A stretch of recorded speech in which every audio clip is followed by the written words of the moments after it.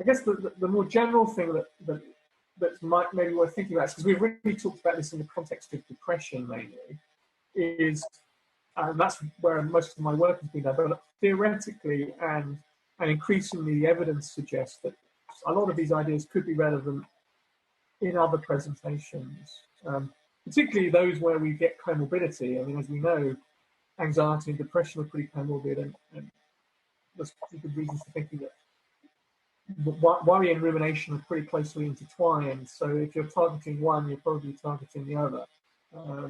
But that's one place I think this work might be relevant and easily adapted to that. Yes.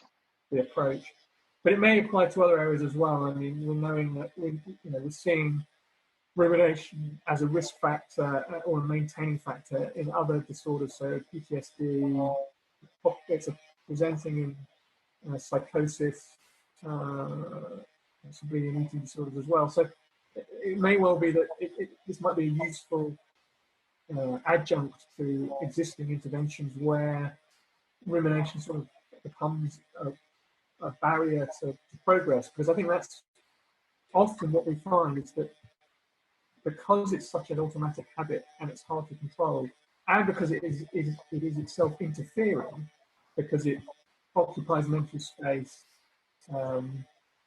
exacerbates negative emotion, and so on. I think that's one of the reasons why the data does seem to suggest that not only is rumination something that's involved in the maintenance of emotional disorders, but may actually be a barrier to therapeutic change sometimes. So where it is popping up in patients, it might be worth identifying it and then trying to tackle it so that you can then get onto the other aspects of change that you're trying to achieve, whether that's exposure or teaching other skills.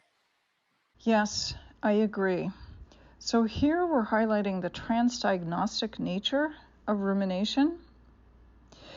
And you're also suggesting that if you're a clinician who has a patient who's not making progress, it might be worthwhile to go in there and see if rumination might be a barrier to the patient's progress in treatment.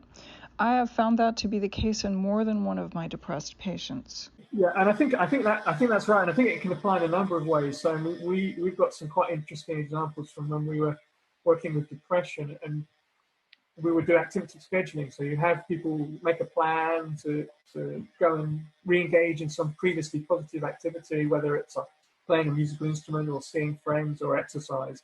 And they'd come back the next week and they've done the plan. Yeah. So, yeah, doc, I've done the plan, but I don't feel any better. I didn't get any enjoyment.